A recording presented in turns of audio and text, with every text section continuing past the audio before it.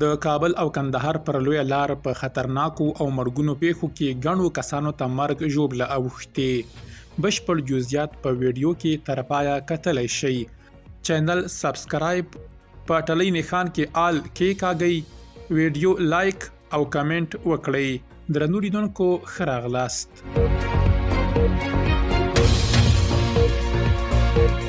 د کابل کندهار پر لویه لار د دریو بیلابیلو ترافیکي پیښو له امله ګڼو کسانو ته مرګ ژوبله اوښتې. د اسلامي امارت تر واک لاندې باختر خبري رسنۍ د درېنۍ یا سې شنبې پر ورځ د وري پر 5مه راپور ورکړی.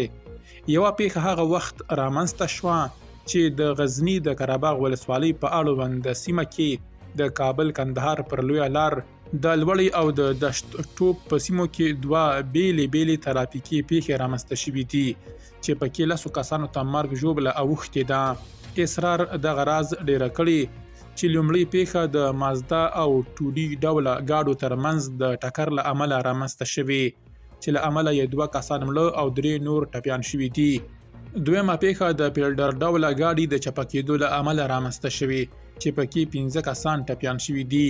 ټپیان روغتیایي ځایونو ته لیږدول شوي، خو د روغتیایي وضعیت په اړه یې معلومات نه دي خپاره شوي. د پیښو لامل د ګاډیوانانو بې پامي ښودل شوې ده.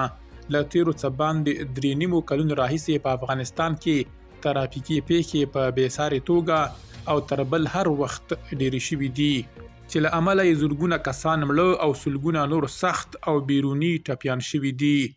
درنو لیدونکو له ملتیا مو مننه.